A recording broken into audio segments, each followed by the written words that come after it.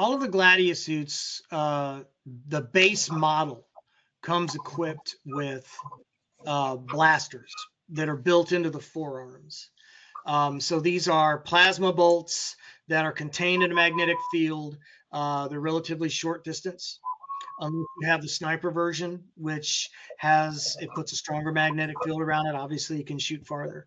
The Warhawks for this season have replaced one of those blasters with a Gauss rifle, basically a magnetically propelled nickel alloy round. Oh wow! That will hurt.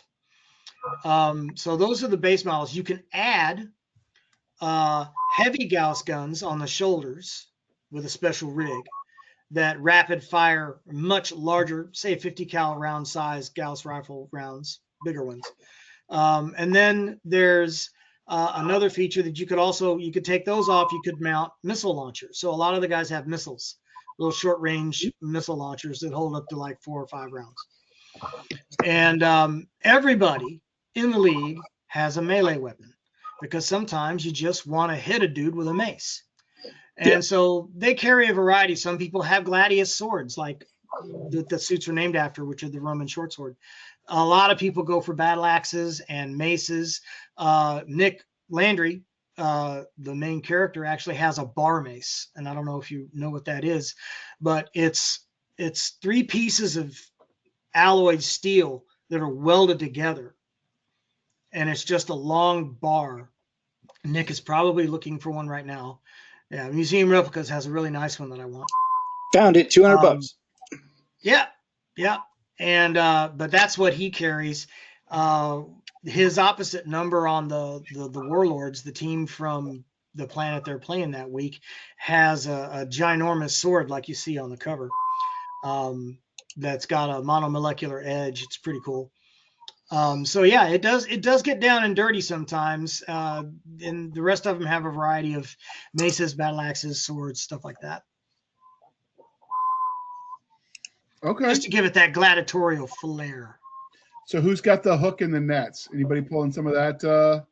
I didn't actually use those. It would have been a good idea considering some of the critters they were facing. But at the same time, these critters are adaptable. When they first run into these things, they're as you see on the cover, with the pincers and the mandibles and the teeth. And the next time they encounter them, these things have techno-organic blasters built into their arms. They're making themselves more like the Gladius suits, and they're harder to kill. And so that was one of the things I wanted. I wanted these things to be adaptable, to continually adapt and get better at what they do, make it harder for the good guys to actually take them out. Okay. Was there anything we didn't ask you? Because I feel like, we went a little long on the intro, but we're about 35 minutes into the book, and we obviously don't want spoilers. But is there anything that we didn't ask that you think they need to know before they start this trilogy? I think I would caution anyone who's approaching this story thinking it's typical military sci-fi that it is not, because nobody in this book starts out as an expert except for General Ortiz, and he's a little too old to do the fighting himself. So he's trying to mentor and pass his knowledge down to Nick, who filters it down to his people, who filters it down to their people. And so you're basically rebuilding a military, and there are going to be things in it that veterans are going to look at and go, well, that's not how we do that. No, it's not how you do that, but it's how they do it, because they're reinventing this on the fly in the middle of an alien invasion, and they don't have time to go back and read all the field manuals. Okay? Yeah, that's one of the things that I got in one of the reviews. I had, everyone uses the American-centric stuff.